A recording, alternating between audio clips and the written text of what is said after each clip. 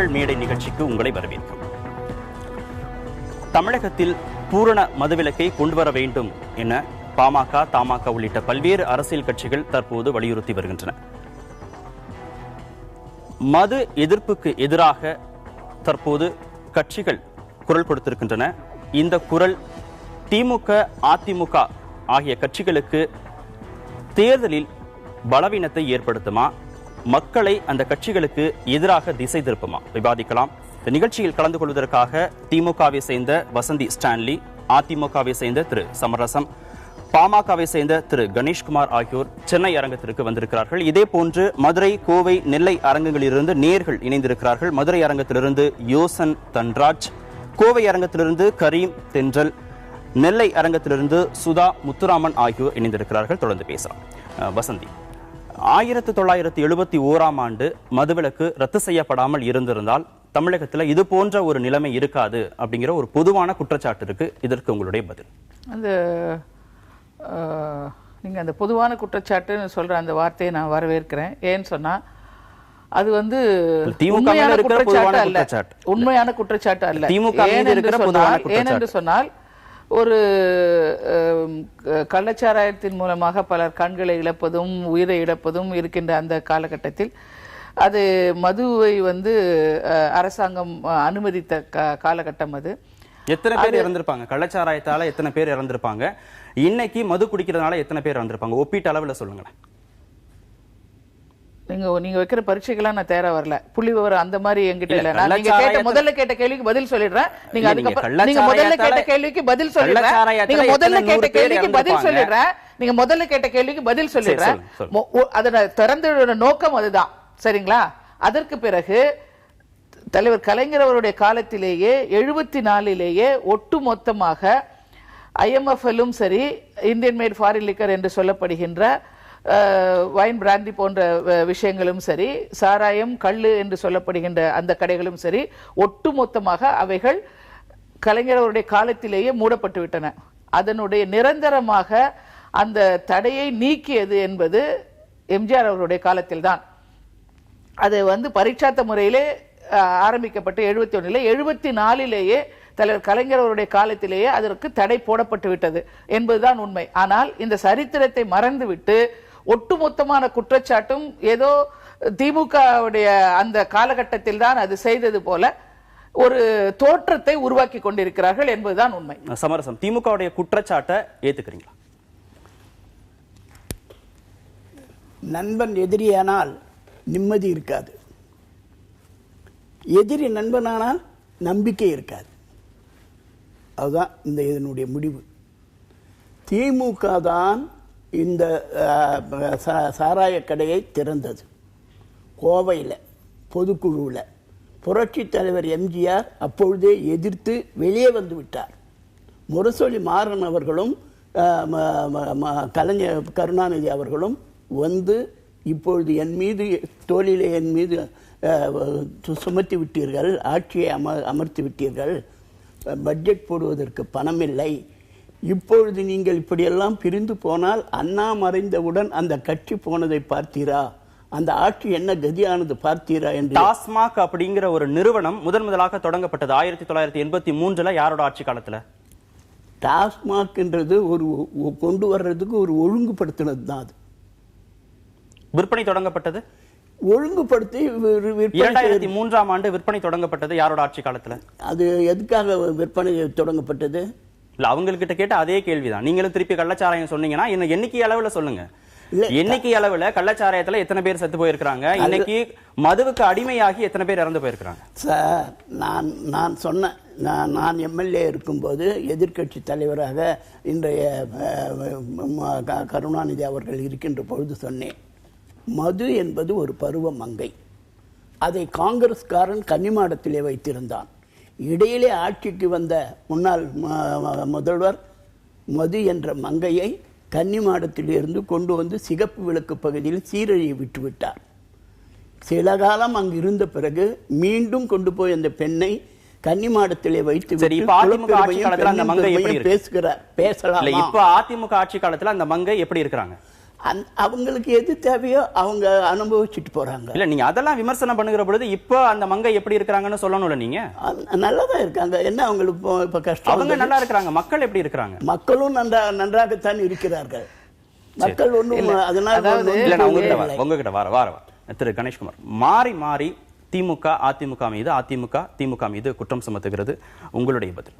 இல்ல, இது யாரும் தங்களை தற்காத்துக்க முடியாத ஒரு விஷயம். இதுவரை மக்களிடம் இது சம்பந்தமான விழிப்புணர்வு இல்லாத காலகட்டமாக இருந்தது. இப்போது ஊடகங்கள்லாம் அதிகமா வந்த உடனே புள்ளி விவரங்கள் நீங்க கேட்ட மாதிரி ஒட்டுமொத்த உலகத்தில் நடக்கின்ற உயிரிழப்புகளில் கிட்டத்தட்ட 5.6% இந்த மதுபானங்களால் ஏற்படுகிறது. அதிலும் அதிகமாக ஏற்படுகிற நாடாக இந்தியா இருந்து கொண்டிருக்கிறது. இந்தியாவிலும் பாத்தீங்கன்னா அதிக இறப்புகள் ஏற்படுகின்ற மாநிலமாக தமிழ்நாடு இருக்கிறது. இளம் விதவைகள் அதிகமாக இருக்கக்கூடிய ஒரு மாநிலமாக இன்னைக்கு தமிழ்நாடு இருக்கிறது. இதற்கு பெரும்பான்மையான காரணம் மது விற்பனை தான். மதுவினால் இறக்கிறார்கள் என்று நாங்க சொல்லல. சரி, உலக சுகாதார முழு மதுவிலக்கு எங்க வெற்றிகரமா செயல்பட்டு வருது? வெற்றிகரமா செயல்படலன்றதை பத்தி நீங்க பேச வேண்டாம். இந்தியாவில் பூரண மதுவிலக்கு குஜராத் மாநிலத்தில் செயல்படுத்தி கொண்டு வருது. இல்லையே, அங்கேயும் நிறைய பிரச்சனைகள் இருக்கு. அரசாங்கம் குஜராத் உதாரணமா சொல்றீங்க இல்லையா? நான் பல உதாரணங்கள் சொல்றேன். அதாவது நீங்க கள்ளத்தனமாக அங்க கிடைக்குது, மறைமுகமாக கிடைக்குது அப்படின்னா அது ஆதி காலத்துல இருந்து கிடைச்சிக்கிட்டு தான் இருந்தது. நான் அது மாதிரியான குற்றச்சாட்டுகளை கூட சொல்லல. நீங்க மருத்துவ சர்டிபிகேட் வச்சிருந்தா அங்க நீங்க மது வாங்க முடியும். வெளி மாநிலங்கள்ல 10 வருஷம் தங்கியிருந்து வெளிநாட்டுல 5 வருஷம் தங்கியிருந்தா அங்க மது கிடைக்கும். நீங்க பக்கத்து மாநிலத்துக்கு போய் நீங்க குடிச்சிட்டு வரலாம். இவ்வளவு சலுகைகள் இங்க கொடுக்கப்பட்டிருக்கு. அங்கேயும் பூரண மதுவிலக்கு அப்படிங்கறது அமல் இல்லை. இங்கே இருக்கிற வித்தியாசத்தை நான் சொல்றேன். உலகத்துல எந்த ஒரு நாட்டிலயோ எந்த ஒரு மாநிலத்திலயோ மது விற்பனையை ஊக்குவித்ததா சரித்திரமே கிடையாது. சொந்த நாட்டு மக்களை குடிக்க வேண்டும் என்று திணிக்கிற அரசாக இப்ப இருக்கக்கூடிய அரசுகள் இருந்து கொண்டிருக்கிறது.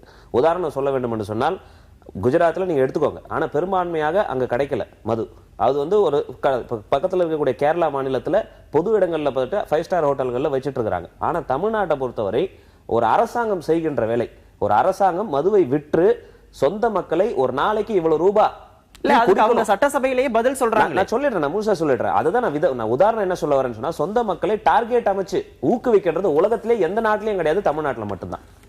ஏன்னா தமிழ்நாட்டில் ஆதாரமாக வருவாய் இருக்கக்கூடிய வருவாய் ஆதாரமாக திகழ்கிறது இந்த மது விற்பனை மட்டும்தான். அதுக்கு காரணம் நீங்க சொன்ன அதே குற்றச்சாட்டுக்கு நீங்க அரசு மதுபானத்தை விற்கல அப்படின்னா கள்ளச்சந்தையில மது கிடைக்கும், நிறைய பேர் உயிரிழப்பாங்க, நிறைய பேருக்கு உடல் ரீதியான பிரச்சனைகள் வரும். கள்ளச்சந்தையில மது விற்பனையை தடுப்பதற்கு 100% காவல்துறையால முடியும்னு நாங்க நம்புறோம். ஆட்சியாளர்கள் நம்புறார்களோ இல்லையோ, ஆட்சியாளர்களுக்கு அவங்களுடைய காவல்துறை மீது நம்பிக்கை இருக்கா இல்லையான்னு எங்களுக்கு தெரியல. அண்டை மாநிலங்கள்ல மதுவிலக்கு கொண்டு வராத போது தமிழகத்துல மட்டும் எப்படி? இதே காரணங்கள் தான் சார். ஆரம்ப கட்டத்துல மதுவிலக்கை கொண்டு வரும்போது இதே கலைஞர் அவர்கள் சொன்னார்கள். அதற்கு முன்னாடி இருந்த காமராஜர் ஆட்சி நடத்தலையா? அதற்கு முன்னாடி இருந்த அண்ணா அவர்கள் மதுவிலக்கை அமல்படுத்தி ஆட்சியை நடத்தலையா? இதே காமராஜர் அவர்களிடம் இதே வார்த்தையை சொல்ல போது இது நாட்டுக்கு கேடு, இதை நான் அனுமதிக்க மாட்டேன் என்று காமராஜர் அவர்கள் சொல்லலையா? இந்த மண்ணின் மீதும் நாட்டின் மீதும் அக்கறை உள்ள ஒரு முதல்வர் ஆளும் பொழுது நிச்சயமாக இதை அனுமதிக்க மாட்டோம். வசந்தி, நீமா அடுத்த மாநிலத்துல கொண்டு வந்தாதான் நாங்க கொண்டு வருவோம்னு சொல்லிட்டு இருந்தோம். இன்னைக்கு கேரளாவில் கொண்டு வரப்பட்டிருக்கிறது, குஜராத்தில் கொண்டு வரப்பட்டிருக்கிறது. அண்டை மாநிலம் சொன்னா கூட கேரளாவில் இருக்கிறது. இப்ப தமிழகத்துல என்ன பிரச்சனை? கேரளத்துல கொண்டு வரப்படல முழுமையாக, முயற்சியாவது எடுத்திருக்காங்க இல்லையா? இல்ல 10 ஆண்டுல கொண்டு வந்துருவாங்க. முயற்சிகள் எடுத்துக்கொண்டிருக்கிறார்கள். நாங்களும் எங்கள் கட்சியின் மூலமாக, அதுவும் குறிப்பாக மகளிர் அணியின் மூலமாக அதிகமாக கடைகளை திறப்பது, குறிப்பாக சொல்ல போவோம் என்று சொன்னால் மக்கள் வாழ்கின்ற இடத்திலே பள்ளிக்கூடங்களுக்கு இருக்கும் போதெல்லாம் முயற்சிகள் எடுக்காம அதிமுக ஆட்சியில மட்டும் அதிகமான விற்பனை நடக்குதுன்னு விமர்சனம் பண்ணுகிற போது நாங்க வந்தா கொண்டுட்டு வருவோம்னு சொல்லும் போது எப்படி மக்கள் ஏத்துப்பாங்க? நீங்க ஒரு கேள்வி கேக்குறீங்க, உங்களுக்கு பதில் சொல்றதுக்கு கேட்கறதுக்கு உண்டான பொறுமை உங்களுக்கு இல்ல. நீங்க உங்களோட கேள்விகளை மட்டுமே வைத்து உங்களோட புத்திசாலித்தனத்தை காட்டிக் கொள்ளணும்னு நினைச்சீங்கன்னா இந்த கேள்விக்கு நீங்க பதில் சொல்லாம பூசி மெழுகுன மாதிரி சொல்லக்கூடிய பதிலுக்கான மேடை இல்ல இல்லையா? நீங்க நினைக்கக்கூடிய பதிலை தான் சொல்லணும்னு எதிர்பார்த்தா அது தவறு இல்ல. சரியான கேள்வி தான் இருக்கு. மது விற்பது தவறு, அது உண்மைதான், சரிங்களா? அதற்கான ஒரு காரணங்கள், ஒரு புலிவாலை பிடித்தது போல ஒரு 2 அரசு இப்ப சொல்றாங்க அப்படின்னா அதிமுக திமுகவை குறை சொல்லும் என்று சொன்னால், ஒட்டுமொத்தமாக அதிமுக 3 முறை ஆட்சிக்கு வந்திருக்கின்ற போது இதை ஒட்டுமொத்தமாக அவர்கள் தவிர்த்திருக்கலாம், எடுத்திருக்கலாம். திமுக மட்டுமே குறை என்று சொன்னால் என்ன?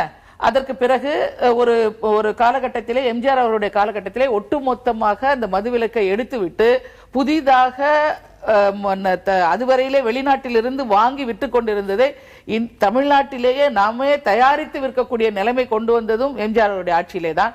ஒட்டுமொத்தமாக அதனுடைய அந்த ப்ரொஹிபிஷன் பேன் அதை எடுக்கப்பட்டதும் அவருடைய ஆட்சி காலத்தில். துணை முதலமைச்சராக ஸ்டாலின் இருக்கும்போது சட்டசபையில் என்ன சொன்னாரு? ஒரு முறை பரீட்சாத்தமாக தொடங்கிவிட்டு 74லேயே அதை ஒட்டுமொத்தமாக தடை செய்து விட்டதுதான் கலைஞர் அரசு. தொடர்ந்து பேசிட்டு இருப்பதற்கான காலகட்டம் இல்லையா? நீங்க இடையில கேட்கக்கூடிய கேள்விக்கு நீங்க பதில் சொல்லணும். துணை முதலமைச்சராக ஸ்டாலின் இருக்கிற போது சட்டசபையில் என்ன சொன்னாரு? முழு மதுவிலக்கு சாத்தியம் இல்லைனாரு. இப்ப எப்படி மகளிர் அணியை சேர்ந்த கனிமொழி சொல்லும் போது மட்டும் அது சாத்தியமாக முடியும்? சாத்தியம் நாங்க சொல்லலையே. குறைஞ்சபட்சம் அதை விற்கக்கூடிய நேரத்தை குறையுங்கள். அதிகமாக நீங்கள் கடைகளை ஓபன் செய்து கொண்டே போகிறீர்களே அதை குறையுங்கள். அதற்கும் மேலே வணிக வரித்துறையில் இருந்து வரக்கூடிய வருமானம் தான் கலாலுக்கு அடுத்த வருமானம். அதற்கு இந்த யோசனை நீங்க ஆட்சியில் இருக்கும்போது உங்களுக்கு வரவே இல்லையா? ஒரு நிமிஷம் பதில் சொல்ல விடுங்க. இந்த யோசனை பத்தி ஒரு கேள்வி கேட்டீங்க, பதில் சொல்றதுக்கு எதுவுமே உங்களுக்கு ஆட்சியில் இருக்கிற போது நான் தயாரா இல்ல. ஒரு பதில் சொல்றதுக்கு விட்டீங்கன்னா நான் பதில் சொல்றேன். பதில் சொல்றதுக்கு விட்டீங்கன்னா நான் பதில் சொல்றேன். நீங்க மட்டுமே பதில் சொல்றதுக்கான மேடை இல்ல இல்லையா? இல்லீங்களே, நீங்க கேட்ட கேள்வி பதில் சொல்ல தொடங்கிறதுக்கு முன்னால அடுத்த கேள்வி போடுறீங்களா? இல்ல, நீங்க நீண்ட நேரம் பேசுறதுக்கு தான் நான் கேள்வி கேட்கிறேன். நீங்க ஒட்டுமொத்தமாக ஒரு கேள்விக்குண்டான பதில் எவ்வளவு இருக்குமோ அதை கேட்கிறதுக்குண்டான பொறுமை. ஒரு நிமிஷம் இருங்க. இதுவரையில கலாலுக்குன்னு டார்கெட் பிக்ஸ் பண்ணி இயர் ஆஃப்டர் இயர் நீங்க அதை அச்சீவ் பண்ணணும்னு சொல்ல எந்த அரசாங்கமும் சொல்ல கிடையாது. அது தவறு. வணிக வரித்துறையில வருஷம் உங்களுக்கு டார்கெட் பிக்ஸ் பண்ணி நீங்க அதன் மூலமாக வருமானம், கலாலுக்கு அடுத்த வருமானம் தமிழ்நாட்டுக்கு வரக்கூடிய வருமானம் வணிக வரித்துறை மட்டும்தான். அதுக்கு டார்கெட் பிக்ஸ் பண்ணி இயர் ஆஃப்டர் இயர் 10% 15% அதிகரிச்சிருக்கு. அது நியாயம். ஆனால் முதல்ல கலால் மூலமாக இப்படி விற்பதன் மூலமாக IMFL விற்பதன் மூலமாக இப்படி வருமானம் வர வேண்டும் என்று சொல்லி கிட்டத்தட்ட 4 ஆண்டு காலத்திலே 8000 கோடி ரூபாய்க்கு மேலே வருமானத்தை வர வைத்து எப்படி எல்லாம் மக்களை குடிக்க வைக்க முடியுமோ அப்படியெல்லாம் செய்யறது அதிமுக அரசு, தற்போதைய அரசு தான். சரி, ஒரே ஒரு கேள்வி நான் கேட்கலாம். இப்போ இதுல நாங்க சுட்டி காட்டலாம் தவறு இல்ல, நான் உங்களை கேட்கலாம்ல, இப்ப கேள்வி கேட்கலாம். இவ்வளவு குற்றச்சாட்டுகளையும் பாமகவை சேர்ந்த அன்புமணி ஸ்டாலினுக்கு கடிதம் எழுதும் போது சொல்லியிருக்கிறாரு. எந்த தகுதியின் அடிப்படையில் திமுக இந்த குற்றச்சாட்டுகளை முன்வைக்கிறது? இத்தனை ஆண்டு காலமாக ஆட்சியில் இருக்கும்போது ஏன் நடவடிக்கை எடுக்கலன்னு திமுக மீது குற்றம் சுமத்தப்படுகிறது. இருந்த ஒரு அமைப்பு தொடர்ந்து கொண்டிருக்கிறது. அதன் மூலமாக வருகின்ற வருமானம் வருகிறதே தவிர இப்படி குடிக்க வைத்துதான் அதன் மூலமாக அதில் விதவிதமான மதுக்களை வேற விதமாக அதை கொண்டு வந்து அதிக நேரம் அதை திறந்து வைத்து அரசியலே இருப்பவர்களே பார்களை நடத்துகளை மீறி 1971ஆம் ஆண்டு கொண்டு வந்தது யாரு? ஏன் அண்ணாவால முடியாதது? கொண்டு வந்தது 74. ஏன் அண்ணாவால முடிஞ்சத 10 வருஷத்தால முடிஞ்சத ஓமந்தூரால முடிஞ்சத ஏன் திமுகவால முடியல? அன்னைக்கு கொண்டு வந்தோம், அது தவறு என்று தெரிந்து 74 நிறுத்திட்டோம். அதுக்கு பிறகு ஒட்டுமொத்தமாக அதை திறந்து விட்டு தமிழ்நாட்டிலேயே தன்னை சொந்தமாக உற்பத்தி செய்து விற்பதற்குண்டான எல்லா வழிவகைகளும் செய்தது அதிமுக அரசு தான். ஆனால் பழிவை போடுவது எப்போதும் திமுக அரசு மேல் போடுவது என்பது உங்களுடைய வழக்கமாக இருக்கிறது. இதை பொறுத்தவரை ரெண்டு பேருமே தன்னை தற்காத்துக்க முடியாதுன்றத நான் ஆரம்பத்திலே சொல்லிட்டேன். இவங்க சொன்னது ஒரே ஒரு காரணம் என்ன, 2006ஆம் ஆண்டு பலமுறை மருத்துவர் ஐயா அவர்கள் தொடர்ந்து சட்டசபையிலேயும் எங்களுடைய கட்சியின் தலைவர் வாக்குறுதி கொடுத்த பொழுது இப்ப அதிமுக என்ன பதில் சொல்றாங்களோ அதே பதில் தான் அவங்களும் சொன்னாங்க. வருமானம் பொறுத்தவரை ஓரலாக இவர்கள் இது கொடுத்து வருமானத்தை பெருக்குவதே நோக்கமாக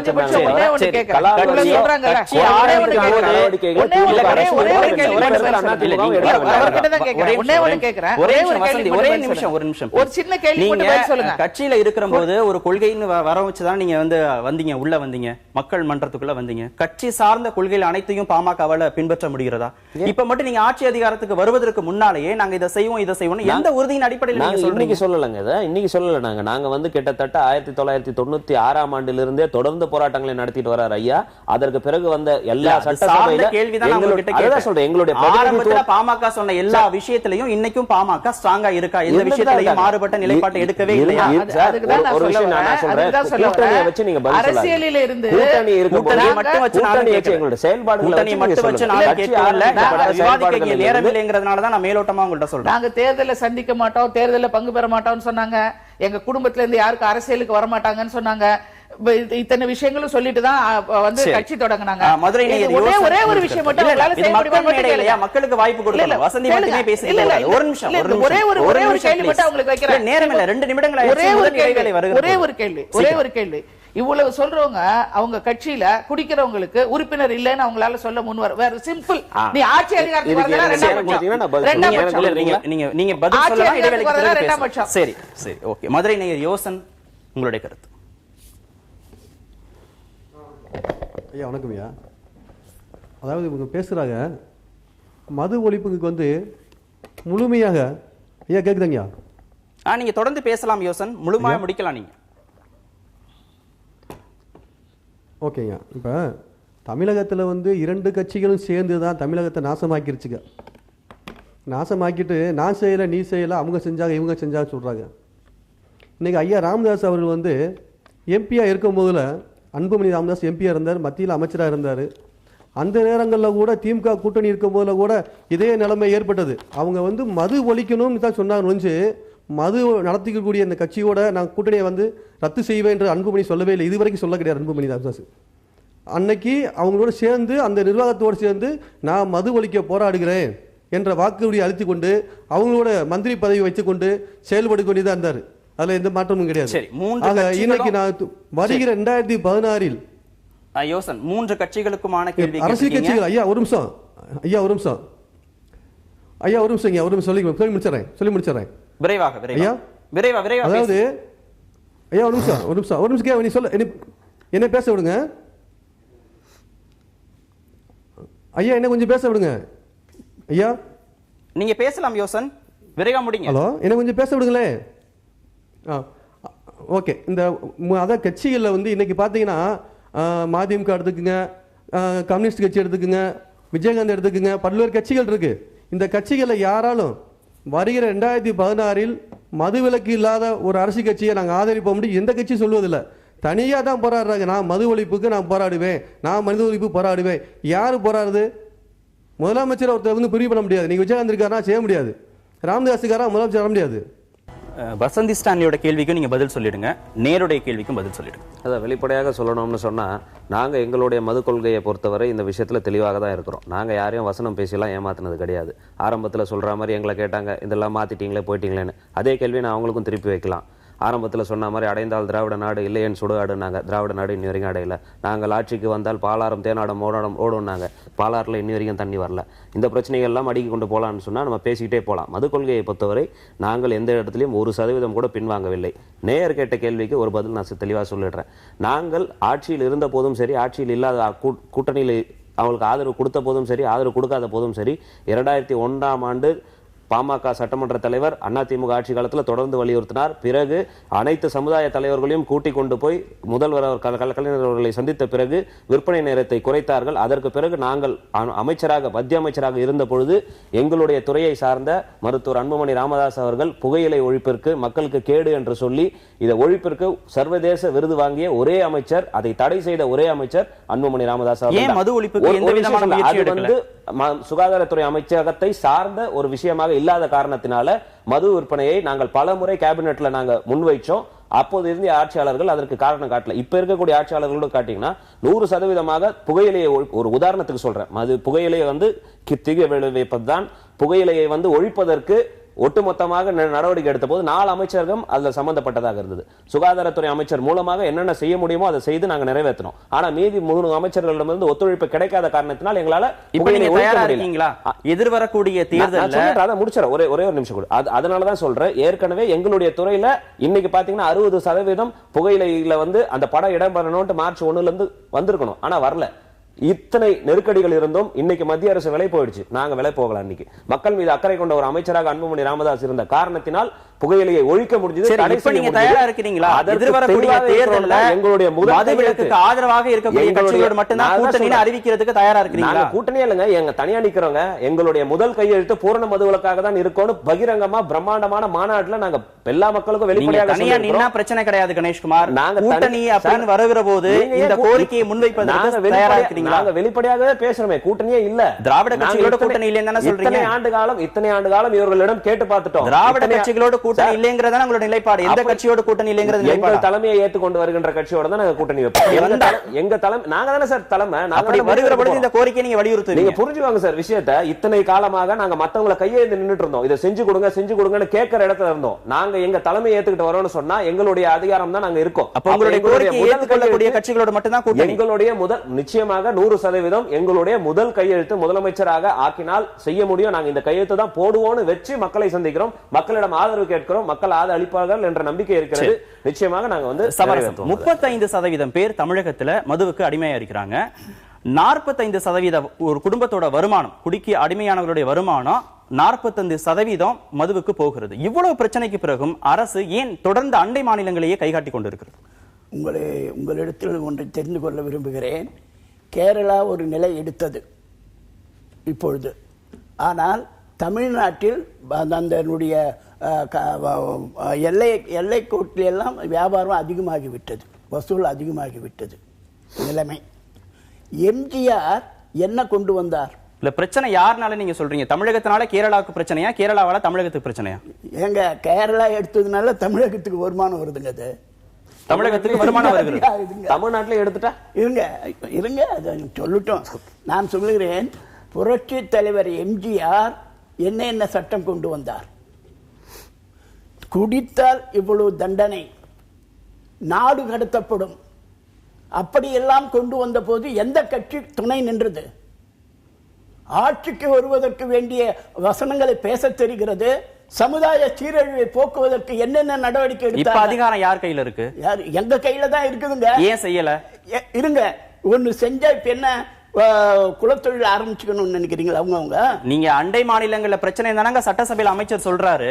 அண்டை மாநிலங்கள்ல பூரண மதுவிலக்கு கொண்டு வந்தா எங்களுக்கு பிரச்சனை இல்லைன்னு சட்டசபையில அமைச்சர் சொல்றாரு. அண்டை மாநிலங்கள் முன்மாதிரியாக செயல்படுகின்றன, ஏன் அதை வச்சு செய்யக்கூடாதுன்னு கேள்வி. ஒரு மாநிலம் கொண்டு வந்திருக்கிறது, இன்னும் அது முடிவடையவில்லை. நீங்க ஆந்திராவில இருந்து அம்மா உணவகத்தை பார்த்துட்டு போய் அங்க உணவகம் ஆரம்பிச்சா அதை நீங்க அதை வந்து பெருமை பேசிக்கிறீங்களா இல்லையா? அதே மாதிரி ஏன் கேரளாவுக்கு வல்லுநர் குழு அனுப்பக்கூடாது? அங்க எப்படி அதை சாத்தியப்படுத்தலாம் ஏன் தெரிஞ்சுக்க கூடாது? அனுப்பியிருக்கோம் அண்ணா. அப்ப நான் உங்களிடத்தில் ஒன்றை தெரிந்து கொள்ள விரும்புகிறேன். புரட்சி தலைவர் எம்ஜிஆர் ஆட்சியில் குடிக்க கூடாது என்பதற்கு வேண்டிய எல்லா விதமான நடவடிக்கை எடுத்தார். நீங்க இப்போ இருக்கிற ஆட்சியை பத்தி பேசுங்க சமரசம், நீங்க பழைய ஆட்சியை பத்தி பேசிட்டு இருக்கீங்க. அந்த நேரத்தில் ஒரே ஒரு கேள்வி தான் வைக்கிறேன் அவர்கிட்ட. இப்போ இந்த ஆட்சி பொறுப்பேற்று முதலமைச்சராகணும், ஆட்சியை மாற்றணும்ன்ற எண்ணம் இருக்கே தவிர சமுதாயம் சீரழிந்து போய்விட்டது, அதற்கு துணையாக இருக்க வேண்டும் என்று வந்து சொன்னவர்கள் யார்? அந்த உட்கார உங்களுக்கு இல்ல? இல்ல அதுதான் இப்ப கேக்குறேன். இல்லன்னா நான் கேக்குறேன், நான் என்னுடைய கேள்வி இருக்க சேர்த்து ஒரு பதில் சொல்லிட்டோம். சேர்த்து பதில் சொல்லுங்க. நீங்க சொல்லுங்க. இருங்க, பாருங்க, கந்து வட்டி, கள்ளச்சாராயம், கட்ட பஞ்சாயத்து, இது ஒவ்வொன்றாக ஒழித்து, அதனால்தான் மூன்றுமே நடத்திய காரணத்தினால், அமலாக்கிய காரணம் கருணாநிதி அவர்களையும் பிடிக்கவில்லை என்று நாடு சொல்கிறது. இதெல்லாம் ரொம்ப தவறான குற்றச்சாட்டு. இந்த மாதிரி பேசக்கூடாது. தனிநபர் மீதான நீங்க வச்சிருக்க கேள்வி வேற, அவர் சொல்றது பதில் வேற. தனிநபர் மீதான விமர்சனங்கள் வேண்டாம். ஒரே விஷயம் நான் கேக்குற விஷயம், யார் ரெஜிஸ்டர் பண்ணாங்க, அதுக்கு யார் தண்டனை வாங்குனாங்கன்னு நாட்டுக்கே தெரியும். இல்ல அது விஷயம் தலைப்புக்கு சம்பந்தமே இல்லாத விஷயங்களை பேச வேண்டாம், நேரம் இல்ல. அப்ப பேச கூடாதுன்னு அவர்ட்ட சொல்லுங்க. இவ்வளவு அக்கறையோட இருக்காங்க, அவர்ட்ட பேச கூடாதுன்னு சொல்லுங்க. அவர்ட்ட நான் கோரிக்கை வச்சிட்டேன், கோரிக்கை வச்சிட்டேன். அவர்ட்ட பேச கூடாதுன்னு சொல்லுங்க. எம்ஜிஆர் இவ்வளவு அக்கறையாக இருக்கிறார் அப்படின்னு சொன்னா அது அவருடைய கொள்கையை பின்பற்றி நாங்கள் ஆட்சியை நடத்துறோம் என்று சொல்லி 2011ஆம் ஆண்டு ஆட்சிக்கு வந்த பிறகு மதுக்கடைகளின் எண்ணிக்கையை உயர்த்தினீர்களா இல்லையா? மது விற்பனை நேரத்தை உயர்த்தினீர்களா இல்லையா? இத பலமுறை நாங்க எடுத்து காமிச்சு படிப்படியாகவாது குறைங்கன்னு கேட்டதுக்கு என்ன நடவடிக்கை எடுத்திருக்கீங்க? என்ன நடவடிக்கை எடுத்திருக்கீங்க? இது மட்டும் தான் நான் கேக்குறேன். அக்கறை இருக்கு இல்லையா? என்ன நடவடிக்கை எடுத்திருக்கீங்க?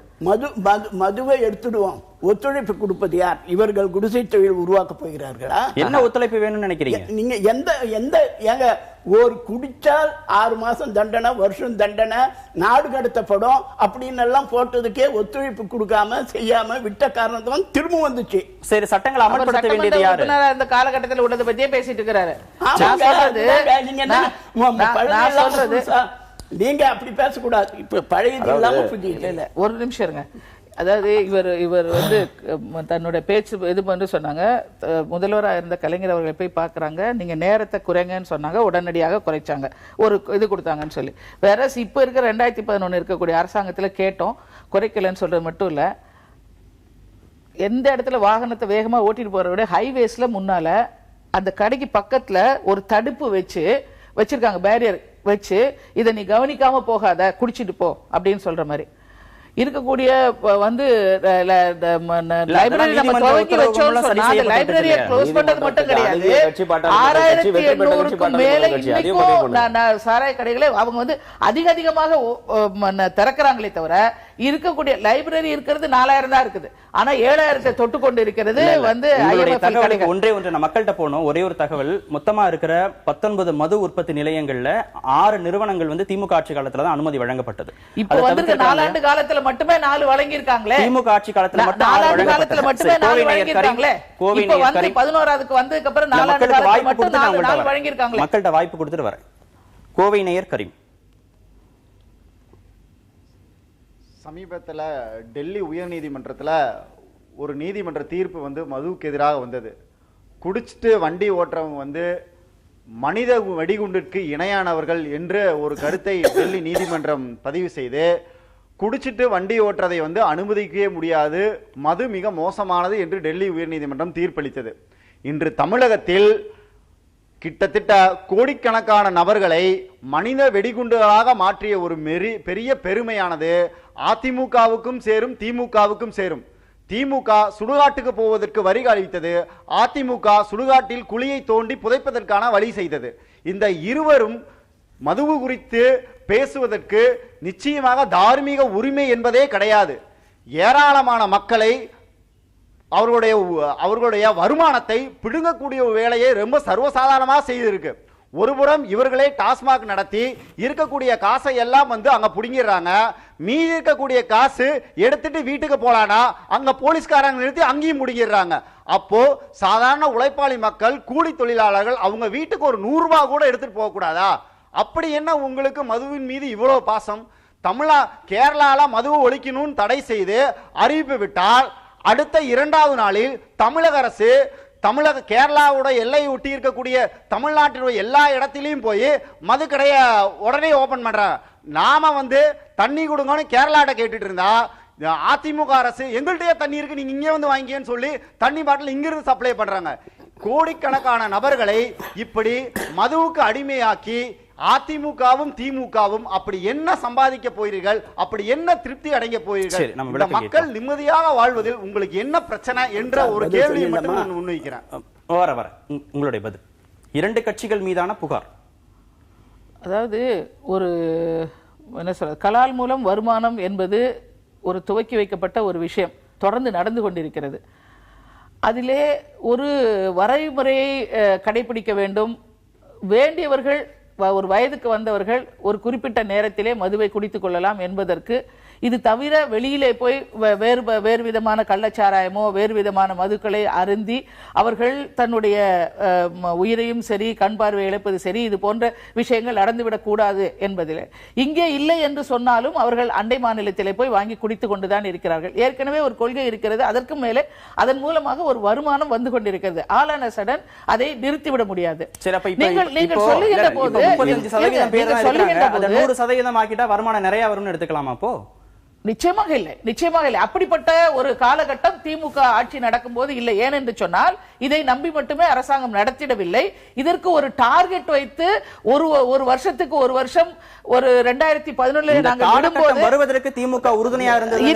ஒரு நிமிஷம், ஒரு 2 பேருக்கு உண்டான வித்தியாசத்தை நான் உங்களுக்கு சொல்லி காட்டுறேன், நீங்க தயவு செய்து புரிஞ்சுக்கோங்க. அதை இது போக வெளிநாடுகளில் இருந்து வருமானம் வர வைப்பது, நோக்கியா போன்ற வந்து ஹுண்டாய் போன்ற கம்பெனிகளை உள்ளே கொண்டு வருவது, அவைகளெல்லாம் இழுத்து மூடுவதுதான் இப்போது அதிமுகவுக்கு வேலை.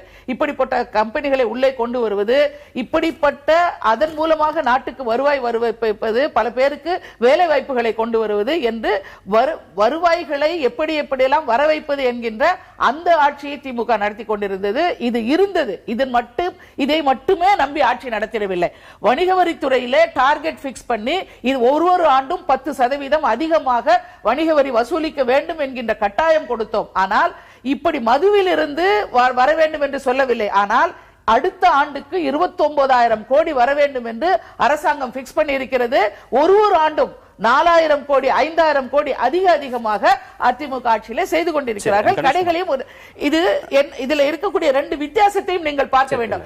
இது ஏதோ திமுக ஆட்சி மட்டும் செய்யவில்லை, திமுக அரசு மட்டும் செய்யவில்லை. அண்டை மாநிலங்களில் எல்லா இடத்திலும் நீங்கள் சொல்லக்கூடிய குஜராத் உட்பட கேரளாவிலே தடை செய்தால் தமிழ்நாட்டிலே வாங்குவது போல நடந்து கொண்டிருக்கிறது. இதை மட்டுமே நம்பி இதை மட்டுமே நம்பி வருவாயை இரண்டு கட்சிகளுமே பிரதானப்படுத்தி பேசுகிறார்கள். மாற்று வருவாய் இல்லாம என்ன செய்ய டார்கெட் ஃபிக்ஸ் பண்ணி அதை நாங்கள் அவ்வளவு மோசமான அப்படிப்பட்ட மாற்று வருவாய் பத்தி பாமக யோசிக்கிறது. இதற்கும் மேலாக ஒரே ஒரு விஷயம், நீங்க ஒட்டுமொத்த நேரத்தையும் வசந்தி எடுத்துக்கிட்டாங்கன்னா மற்றவங்களுக்கு வாய்ப்பு கொடுக்கணும். அவங்களுடைய கேள்விக்கு நான் பதில் சொல்லிடுறேன். அதாவது இதுக்கு மாற்று என்னன்றதையும் நாங்க ஏற்கனவே முன் வச்சிருக்கிறோம். நம்ம நாட்டில் என்ன வளம் இல்லை, இந்த திருநாட்டில் ஏன் கையேந்த வேண்டும் வெளிநாட்டில் என்று பலமுறை கவிஞர் பாடியதுக்கு ஏற்ற மாதிரி கிரானைட்ல மட்டுமே ஒரு ஆண்டுக்கு கிட்டத்தட்ட 50,000 கோடி ரூபாய் வருவாய் வருவதற்கான வாய்ப்பு இருக்கிறது. கனிமங்களில் மட்டுமே இத்தனை 1000 கோடி வருவாய் இருக்கிறது நாங்க மட்டும் சொல்லல, இருக்கிற அனைத்து எதிர்க்கட்சிகளும் சொல்லி இருக்கிறாங்க. நீங்க வருவாயை பார்க்கவில்லை என்று சொல்றாங்களே, திமுக ஆட்சி காலகட்டத்திலேயே ஒரு ஆண்டும் வருவாய் அதிகரித்து கொண்டு தான் போச்சு. உதாரணத்துக்கு எடுத்துக்கிட்டா மத்திய பிரதேசம் இருக்கு, இன்னைக்கு உத்தரப்பிரதேசம் இருக்கு. 20 கோடி மக்கள் தொகை, அங்க 20 கோடி மக்கள் தொகை இருக்கிற மாநிலத்தில் 11,000 கோடி தான் கலால் மூலமாக மது விற்பனை மூலமாக வருவாயாக உத்தரப்பிரதேச அரசு காட்டுகிறது. ஆனால் வெறும் 7 கோடி இருக்கிற தமிழ்நாட்டில் இன்னைக்கு வருவாய் கிட்டத்தட்ட 26,000 கோடி, அடுத்த ஆண்டு 29,000 கோடியாக போகும்னு இலக்கு நிர்ணயிச்சு இந்த மதுரை வந்து தமிழ்நாட்டில் இருக்கிற மருத்துவ வசதி இல்ல, வருவாய் வரக்கூடிய பொருளாக பார்க்கிறதுனால மக்களுடைய நலன், மக்களுடைய அக்கறை இல்லாத அரசாக இந்த இரண்டு அரசுகளுமே இருந்ததன் காரணமாக அப்படிப்பட்ட பேச்சு தயவு செய்து நிறுத்திக் கொள்ளுங்கள். ரெண்டு பேர் உங்களுடைய கருத்து விரைவாக. அதாவது இப்போ வந்து ரெண்டு கட்சியுமே வந்து தன்னால் அவங்க என்ன செய்கிறாங்க அப்படிங்கிறத தான் சொல்கிறாங்களே தவிர கடைகளை வந்து டயத்தை குறைக்கிறதுனால மக்களுக்கு எந்த விதமான பிரயோஜனமும் இல்லை. எப்படினாலும் இப்போ ஒரு காந்திஜி அன்னைக்கு கடை கிடையாதுன்னு தெரிஞ்சா முந்தின நாளே மொத்தமாக வாங்கி வச்சுக்கிட்டு ஆட்கள் இருக்கிற தண்ணியும் குடிகாரங்களை வந்து திருத்தவே முடியாது. நீங்க தொடர்ந்து பேச. அதே மாதிரி நான் இன்னொன்னு சொல்லிக்க விரும்புறேன். இப்ப திமுக ஆட்சியில சொல்றாங்க நாங்க வந்து அந்த மாதிரி டார்கெட் பண்ணி வியாபாரம் பண்ணலன்னு. இப்போ ஏடிஎம்கே ஆட்சி வந்து நலத்திட்டங்கள் செய்யறதுக்காக தான் நாங்க வந்து இந்த மாதிரி கடைகளை திறக்கிறோம் அப்படின்னு சொல்றாங்கல்ல. முதல்ல இலவசம் சொல்லி ஆரம்பிச்சு வச்சது யாரு? டிவி மக்கள் கேட்டாங்களா? யார் வீட்லயும் டிவி இல்லையா? சரி, நம்ம விளக்கம். அதே மாதிரி அடுத்து வந்த ஏடிஎம்கே ஆட்சி வந்து ஃபேனை கொடுக்குறோம் நாங்க எல்லாமே, அந்த மாதிரி ஃபேனு மிக்சி கிரைண்டர் எல்லாம் கொடுக்கணும், மக்களுக்கு நலத்திட்ட உதவிகளுக்கு எங்களுக்கு எங்களுக்கு வந்து நிதி இல்லை அப்படி நாங்க கடையை திறக்கிறோம் அப்படிங்காங்க. அதை விட கடைகள் வந்து சின்ன சின்ன புது குடிகாரங்களா உருவாகிக்கிட்டு வர்றாங்க. சின்ன வயசு பசங்கள்லாம் இப்ப குடிக்க ஆரம்பிச்சுட்டாங்க. பரம்பரை குடிகாரனை யாராலும் திருத்த முடியாது. எங்கேயாவது ஒதுக்குப்புறமா கடையை வந்து அவன் போய் குடிச்சிட்டு போறான். டாக்டரே சொல்லியிருக்காங்க ரெகுலரா குடிக்கிறவனை வந்து கண்டிப்பா நிப்பாட்ட முடியாதுன்னு சொல்லியிருக்காங்க. ஆனா புது குடிகாரங்களை ஏன் உருவாக்குறாங்கன்னா அந்த ரெண்டு கட்சிக்கிட்டையும் கேட்கிறோம். திரு சமரசம், 13 வயசிலிருந்து 16 வயசுக்கு இடைப்பட்டவர்கள் கிட்டத்தட்ட 11% பேர் மதுவுக்கு அடிமையாகிறாங்க. வருஷத்துக்கு 2 லட்சம் பேர் இறந்து போறாங்க தமிழகத்துல மட்டும். இவ்வளவு பிரச்சனைகளுக்கு பிறகும் மக்கள் நலத்திட்டங்களுக்காக எங்களுக்கு காசு வேணும், வருமானம் வேணும்னு தொடர்ச்சியாக டாஸ்மாக் கடைகளுக்கு அனுமதி கொடுக்கிறது எந்த விதத்துல சரி, எந்த விதத்துல நியாயம்? சரி, உலகத்தில் எந்தெந்த நாட்டில் மது இல்லை? உலகில் எந்த நாட்டில் மது இல்லாமல் இருக்கிறது? அவர்கள் குடிப்பவர்கள்லாம் இப்படித்தான் வீழ்ந்து கொண்டிருக்கிறார்கள். எங்கே அரசே நடத்துது? எந்த நாட்டிலும் அரசே விற்பனையை நடத்துது. அரசு ப்ரோமோட் பண்ணல, ஊக்குவிக்கல. எந்த நாட்டிலும் இல்ல ஊக்குவிக்கல. தேசிய அளவுல இவ்வளவு ரூபாய் பெரிய வருவாய் கிடைக்கக்கூடிய சஸ்பெண்ட் நிலை எந்த நாட்டிலும் கிடையாது. தேசிய அளவுல வருமானம் கிடைக்கக்கூடிய, அதிக அளவு வருமானம் கிடைக்கக்கூடிய ஒரே பொதுத்துறை நிறுவனம் டாஸ்மாக் தான். ஆமாங்க, அது வந்து தனியாருக்கு போக கூடாதுன்றதுனால அரசாங்கம் எடுத்து நடத்துது, அவ்வளவுதான். இன்னைக்கு உணவு பிரச்சனை இருக்கு, கல்வியில பிரச்சனை இருக்கு, அப்ப எல்லாத்தையுமே நீங்க அரசு தான் நடத்துங்க. கண்காணிக்கிறது வேலையா? இதெல்லாம் மட்டும் தனியாருக்கு போலாமா? இந்த நாங்கள் வந்து இந்த ஆட்சி வந்து எந்த திட்டம், அரசோட வேலை என்ன? கண்காணிக்கிறதா, எல்லாத்தையும் எடுத்து செய்யறதா? கண்காணிக்கிறதும் உண்டு, அது களவு போகாமல் அது பாதுகாக்கிறதும் உண்டு, அதுவே எடுத்து நடத்துறதும் உண்டு. அதுல கோளாறு வந்தால் நடத்துறோம். அதாவது இப்ப நீங்க ஒரு இது பாக்குறோம், 1 லட்சம் கோடிக்கு இப்ப இண்டஸ்ட்ரியல் தொழில் முதலீடு செய்வதற்கு வேண்டிய எல்லா வழிவகையும் செய்திருக்குது. அது வருது. நீங்க கல்ச்சர், இது ஒரு கல்ச்சர். நீங்க ராவணன் காலத்துல இருந்து பார்த்தீங்கன்னாலே அது ஒரு கல்ச்சர். அந்த கல்ச்சரை படிப்படியாக எப்படியே இப்படி திசை மாறி போயிடுச்சு. அது கட்டுக்குள் கொண்டு வருவதற்கு என்னென்ன வழிமுறைகளை கையாள வேண்டும் என்பதை நாங்கள் பரிசீலனை செய்து அரசு வந்து கலாச்சார காவலரா இருக்குன்னு எடுத்துக்கலாமா? நாங்க கலாச்சார காவலரா அரசு இருக்குன்னு எடுத்துக்கலாம். போ கலாச்சார காவலர் இல்லைங்க, காவலர் அல்ல. இந்த கலாச்சாரத்தை திருடனாய் பார்த்து திருந்தாவிட்டால் திருட்டை ஒழிக்க முடியாது. சரி, அதனால மதுரை கேள்விக்கு ஒரு பதில் சொல்லுங்க. இல்ல நேரம் இல்ல, இன்னும் 3 நேயர்கள் பேச வேண்டியது இருக்கு. மதுரை நேயர் தன்ராஜ் பதில் சொல்ல என்ன இப்படி இல்ல, ஒரே கேள்வி தானே. அதாவது நான் எல்லாருக்கும் சொல்ல விரும்புறது என்ன அப்படின்னா, ஒரு அரசன் வந்து தன்னோட ஆட்சி நிலையா இருக்கணும், நிலைச்சி இருக்கணும் அப்படின்னா அந்த மக்கள் வந்து மதுவுக்கும் விலை மாதுக்கும் சூதாட்டத்துக்கும் அடிமையா இருக்கணும் அப்படிங்கிறத நான் சொல்ல சாணக்கியன் அர்த்த சாஸ்திரத்தில் சொல்லியிருக்கிறாப்புல. அதே மாதிரி வள்ளுவர் வந்து அன்னைக்கு இருக்கிற காலத்தில் கல் இருக்கிற காலத்திலே வந்து 10 குறள்களை வந்து கல்லுண்ணாண்மை, கல் உண்டோர் நஞ்சு உண்டோர்னு சொல்லியிருக்கிறாங்க. ஆனால் இன்னைக்கு அண்ணாவுக்கு பிறகு இருந்த திராவிட கட்சிகள் அனைத்தும் சினிமா துறையில் பின்னணியில் இருந்து வந்தனால இவர்கள் மதுவினுடைய பார்வை, இவர்கள் மதுவை பார்க்குற பார்வை வந்து வித்தியாசமான பார்வை. குறிப்பாக அண்ணாவுக்கு பிறகு அரசியல் அதிகாரத்தில் ஆட்சி செய்தவங்க தென் மாவட்டங்களில் யார் மாவட்ட செயலாளர்களாக இருந்தாங்க அப்படின்னா சாராயம் விற்றவங்களும் சாராயம் விற்றவங்களுக்கு நெருக்கமாக இருந்தவங்க தான் மாவட்ட செயலாளராக இருந்தாங்க. எப்படி வந்து பிரிட்டிஷ்காரன் வந்து நம்ம நாட்டு மக்களை அடிமையாக வச்சுருந்தாங்களோ அதே மாதிரி ஒரு அடிமை நிலையில் வைக்கிறதுக்கான ஒரு தந்திரமாக தான் இந்த திராவிட கட்சிகள் இந்த மதுவை வந்து பார்த்துக்கிட்டு இருக்கிறாங்க. இதுல மிக முக்கியமான ஒரு விஷயம் என்னன்னா, ஒரு மக்கள் நல அரசு எப்படி இருக்கணும்னா அது தாய் மாதிரி விளக்கம் கேட்கலாம். தன்ராஜ் இவர் சொல்ற மாதிரி வந்து மதுக்கடை நீங்க ஓபன் பண்ணா நான் அவனுக்கு ஓட்டு போடுறேன்னு சொல்றாங்களா ஜனங்க, அடிமையா வச்சுக்கிறதுக்காக? என்ன அர்த்தத்துல பேசுறாருன்னு தெரியல. தவறு அவர் பிறகுன்னு அவர் சொன்னார். இல்ல அண்ணாவுக்கு பிறகுதாங்க. அவர் வந்து அடிமையாக வைத்திருப்பதற்காக மதுக்கடைகளை திறந்து வைத்திருக்கிறார்கள் என்று சொன்னால் நான் கேட்பது, மதுக்கடைகளை நாங்கள் திறந்து வைத்திருக்கிறோம் அதற்காக எங்களுக்கு வாக்களியுங்கள் என்று எந்த கட்சியும் கேட்பதில்லை. ஏற்கனவே மதுக்கடைகள் இருக்கிறது, எல்லா மாநிலங்களிலும் இருக்கிறது. ஆனால் ஒரே ஒரு வித்தியாசம் சொல்றேன். இந்த டார்கெட் பிக்ஸ் பண்றத பத்தி நான் திருப்பி சொல்றேன். கடையில வந்து குவார்டர் வந்து விற்காத, அதுக்கு பதிலா ஹாஃப் மட்டும் வைங்கன்னு சொல்றாங்க. குவார்டருக்கு போய் காசு கொடுக்க போறவன் ஹாஃப் தான் இருக்கு அப்படின்னு சொல்லும்போது அதனோட அவங்களுக்கு விற்பனை அதிகமாகுது. டார்கெட் வந்து அவங்க வந்து அடைக்கிறாங்க. ஆனா கையில இருக்கிற காசை கொண்டு போய் லோரி மின் நீங்க ஏன் செய்யலன்னு கேட்டா அவங்க ஏன் செய்யறாங்கன்னு என்ன பதில் சொல்ல முடியும்? நீங்க ஏன் இதெல்லாம் செய்யலன்னு உங்ககிட்ட கேள்வி கேட்டா அவங்க இதெல்லாம் பண்றாங்களேன்னு நீங்க சொன்னீங்கன்னா இதுக்கு என்ன பதில்? இதுக்கு என்ன தீர்வு? அதாவது நீங்க வந்து அதாவது நான் வந்து குற்றம் சொல்றது மட்டும் தான் அப்படினா தவறு, அதுக்குள்ள விளக்கம் சொல்லுங்க. கேட்க மாட்டேன்னு சொன்னா நான் எப்படி சொல்ல முடியும்? அதாவது மதுக்கடைகள் இருக்கு ஒரு பக்கம், அதுல இருந்து வர வருமானத்தை ஊக்குவிச்சு இதற்கும் அதிகமாக மக்களை குடிக்க வைப்பது நத்தம் விஸ்வநாதன் தான். இதுக்கும் அமைச்சரா இருக்கிறார், இதுக்கு அமைச்சரா இருக்கிறார். அந்த கேள்விக்கு நான் கண்டிப்பா பதில் சொல்லணும். சகோதரி வீட்டுல ஒருவேளை கலர் டிவி இருந்திருக்கலாம், அதனால அவங்க சொல்லலாம். இன்றைக்கும் கலைஞர் அவருடைய கலைஞர் டிவி எத்தனையோ ஏழை எளிய மக்கள் வீட்டுல இருக்கதான் செய்யுது. ஆனா கலைஞர் ஒரு நாளும் இந்த டாஸ்மாக் கரையில வருமானம் வந்தாதான் நான் பண்ணுவேன்னு சொல்லி இந்த அரசாங்கம் மாதிரி நிச்சயமா சொல்லவும் மாட்டார். இந்த வருமானத்தை நம்பி இலவசங்கள் கொடுக்கவில்லை. ஏழை எளியவர்கள் இருக்கிற வரை இலவசங்கள் தொடரும் தான் நாங்க சொன்னமே தவிர டாஸ்மாக் வருமானத்தில் வச்சு நாங்க கொடுக்கிறோம் ஒரு நாள் திமுக சொல்லவும் சொல்லாது. கருத்து கோவை நேயர் தென்றல் சகோதரி வீட்டுல டிவி இருக்குங்கிறதுக்காக எல்லா வீட்டுல டிவி இருக்குன்னு அவங்க நினைச்சுக்க கூடாது. நாங்க டாஸ்மாக்ல வாங்கி நாங்க கொடுக்கிறோம். நேயர்களுக்கான வாய்ப்பு தயவு செய்து தென்றல் நீங்க பேசலாம். எனக்கு இங்க ஒரு விஷயம் புரியல.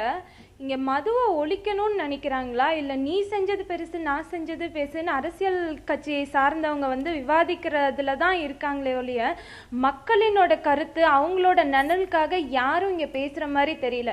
வந்த இந்த ஹாஃப் அன் ஹவர்லயும் நீ செஞ்சது பெருசா நான் செஞ்சது பெருசான்னு ஏன் பேசுறீங்க? மக்களுடைய நலனுக்காக கொஞ்சமாவது யோசிச்சு பாருங்க அப்படின்றதுதான் எனக்கு இன்னைக்கு என்னுடைய ரிக்வெஸ்ட். என்னன்னா இந்த புதிய தலைமுறை மேடையில மக்கள் சார்பாக இங்க உட்கார்ந்து இருக்கிறவங்கள முதல்ல பேச விடுங்க.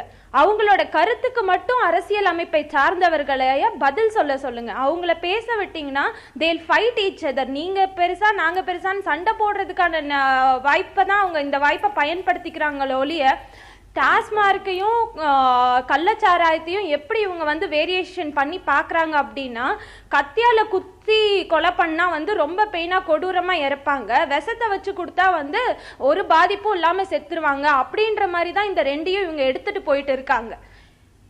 இங்க சரி, மக்களோட நம்ம சார்பா விளக்கம் பெறலாம். பேசுற எங்களோட நீங்க மக்கள் கருத்து கேட்கிற என்ன கேள்விகளுக்கு அப்படின்னா, அரசியல் கட்சியை சேர்ந்தவர்கள் பதில் அளிக்க வேண்டிய மேடையும் சேர்த்து தான் இது.